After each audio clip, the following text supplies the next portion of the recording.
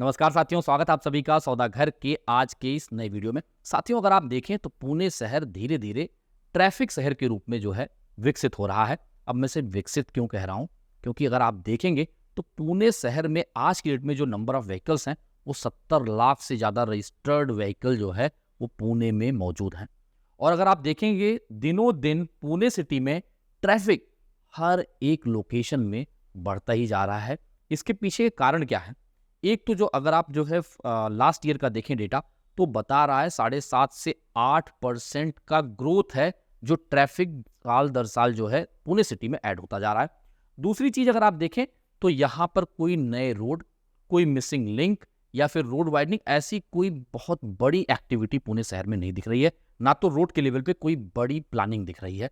साथ ही साथ देखें तो यहाँ पर पब्लिक ट्रांसपोर्ट की कमी है, प्रॉपर पब्लिक ट्रांसपोर्ट नहीं है, जिसके लिए मेट्रो का सुचारू रूप से आगे बढ़ना बहुत जरूरी है। इसके साथ आप देखें जो ट्रैफिक वायलेशंस हैं, ट्रैफिक पुलिस की कमी है, ये सारे ऐसे कारण हैं जो लगातार पुणे की सड़कों पर नए नए ट्रैफिक यानी कि नई कारें, नई बाइक्स तो ऐड हो रही हैं, लेकिन उसमें कहीं पे भी सुधार दिखता हुआ नहीं दिख रहा है कि लोगों को ट्रैफिक से निजात मिले।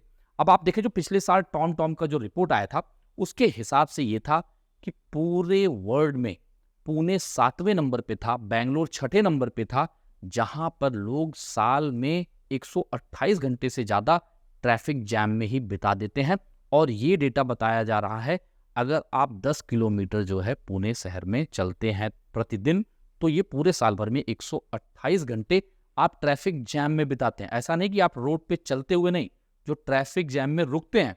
और ये जो आपका एक तरीके से ट्रैफिक में रुकने पे जो कार्बन एमिशन है, यानी कि जो रश टाइम पे आप ट्रैफिक में रुक रहे हैं, पूरे साल में एक कार लगभग 1000 केजी का कार्बन एमिशन भी कर रही है, जिससे एब्जॉर्ब करने के लिए 100 से ज्यादा पेड़ों की जरूरत होती है उसे वो 1000 केजी का कार्बन एमिशन है उसे कम करने के लिए। तो आप सोचिए इतनी गाड़ियां हैं, कितने मास स्केल पे कार्बन एमिशन पूरे साल में हो रहा है। और इसके पीछे एक सबसे बड़ा कारण है ट्रैफिक जैम। अब आप देखें यहाँ पे मेट्रो इसलिए काफ़ी ज़रूरी हो जाता है, मेट्रो की फीडर सर्विसेज जो है काफ़ी इंपॉर्टेंट हो जाती हैं, क्योंकि जब तक मेट्रो का एक तरीके से एक्सपेंशन नहीं होता है, उसके लिए प्रॉपर फीडर सर्विसेज नहीं होती हैं, मेट्रो स्टेशन पे प्रॉपर पार्किंग की व्यवस्था नहीं की जाती है, तब तक इस ट्रैफिक में गिरावट नहीं आ सकती है, क्योंकि ट्रैफिक लगातार ऐड होते जाएंगे। और एक सर्वे में ये भी बताया जा रहा है कि सड़क पर चल रहे 60% से ज़्यादा कार में सिर्फ एक लोग जो है उसे ड्राइव कर रहे हैं, यानी कि एक तरीके से स्टेटस को के चलते भी बड़ी बड़ी नई नई कारें जो हैं पुणे शहर के सड़कों पर आ रही हैं। अगर पब्लिक ट्रांसपोर्ट जो है इम्प्रूव होता है तो कहीं ना कहीं ये कार अगर रहेंगी भी तो लोगों के पास एक अल्टरनेट मीडियम ऑफ ट्रांसपोर्टेशन रहेगा, जिसके जरिए वो एक जगह से दूसरी जगह जा पाएंगे। और अगर शहर में साइकिलिंग और वॉकिंग के प्रॉपर ट्रैक बनाए जाते हैं तो लोग उसके लिए भी मोटिवेट होंगे कि साइकिलिंग भी करें, जिससे उनका समय भी बचे और हेल्थ भी अच्छा हो।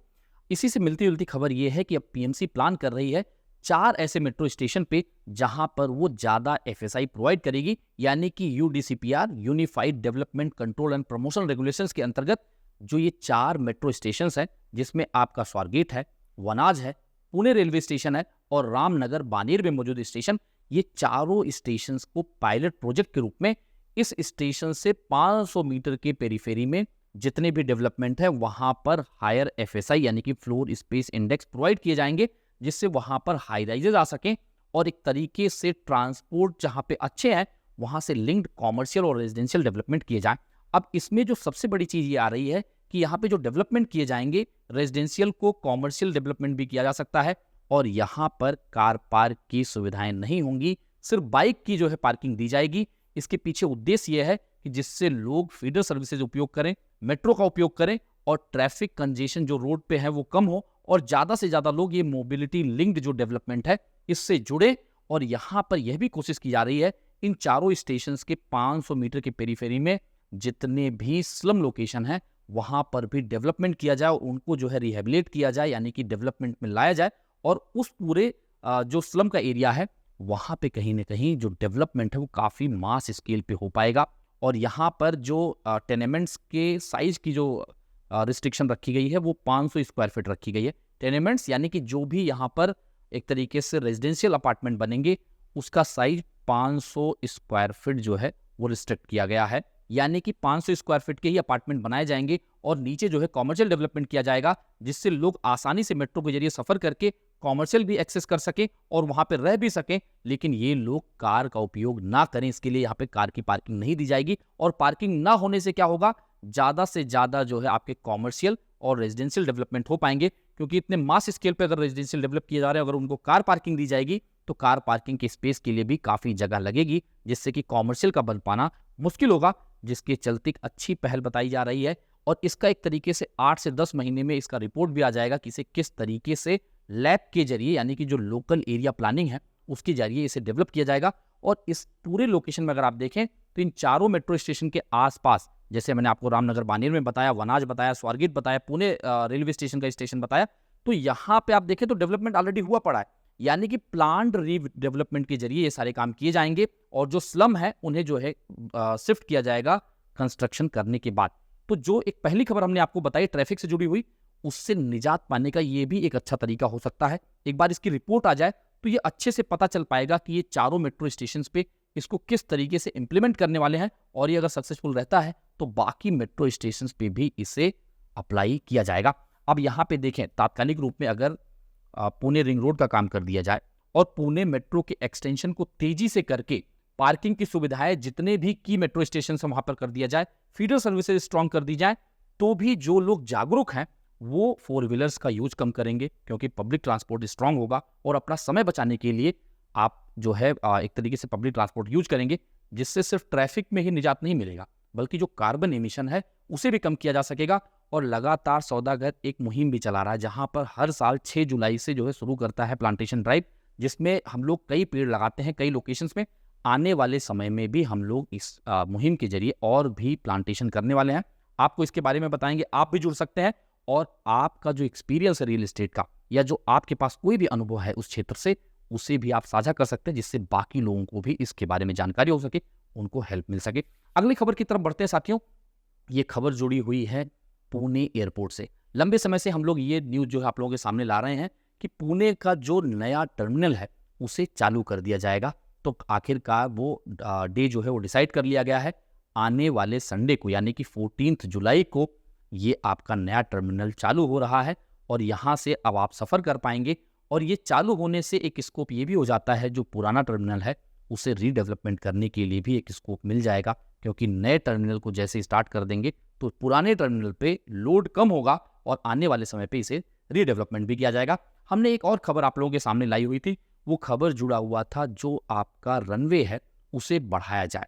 अगर आप प्रेजेंट समय पे देखेंगे तो 2.5 किलोमीटर, यानी कि लगभग 8,300 फीट का जो है रनवे मौजूद है, उसे जो है 800 मीटर और बढ़ाया जाना है, यानी कि ये कुल मिला के लगभग 11,000 फीट की लेंथ का ये रनवे बन जाएगा। अब इसे ईस्टर्न साइड यानी वाघोली की तरफ जो बढ़ाया जाना है वो 500 मीटर बढ़ाया जाना है, और जो वेस्टर्न साइड यानी कि जो टिंगरे नगर की तरफ है वहां पर 300 मीटर एक्सटेंशन इसका होना है। इस पे हमने एक वीडियो भी बनाया था कि वहां पे किस तरीके से डाइवर्जन करके आपको आगे जाना पड़ेगा। उसके लिए आप आई बटन पे प्रेस करके देख सकते हैं, या फिर डिस्क्रिप्शन में उसका लिंक भी मिल जाएगा। अब अगर ये 800 मीटर का एक्सटेंशन हो जाता है, जिसमें लगभग 160 करोड़ का खर्चा बताया जा रहा है, और इसके लिए सर्वे के लिए टीम भी आज आ चुकी है पुणे में, और इसका सर्वे स्टार्ट कर दिया गया है। आने वाले 10 दिन में इसका सर्वे होना है कि कोई ऐसे ऑब्स्टैकल तो नहीं है लैंडिंग और एक तरीके से टेक ऑफ के समय, कि जहां पर वो अगर कोई भी ऑब्स्ट्रक्शन आ रहा है तो उसकी रिपोर्ट जब तक इस ऑब्स्ट्रक्शन को कंप्लीट नहीं कर लिया जाता है, जब तक इसे हटा नहीं लिया जाता है, तब तक इसे अप्रूवल नहीं मिल सकता। यानी ये आने वाला सर्वे ये बता देगा कि ये रनवे एक्सटेंड हो सकता है या नहीं।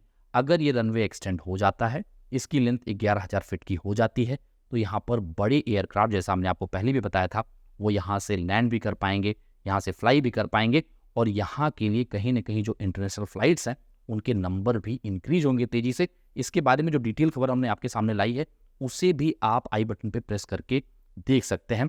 बाकी पूरे शहर से तमाम खबरें आप लोगों तक ला रहे हैं। इस पे आपका क्या मानना हमें कमेंट पे लिख के बताएं। यदि आपको सौदागर का प्रयास पसंद आ रहा है तो वीडियो को लाइक शेयर करने के साथ साथ अपने चैनल को सब्सक्राइब करना ना भूलें। जल्द मिलेंगे एक नई वीडियो के साथ, एक नई इन्फॉर्मेशन के साथ। तब तक के लिए धन्यवाद, नमस्कार।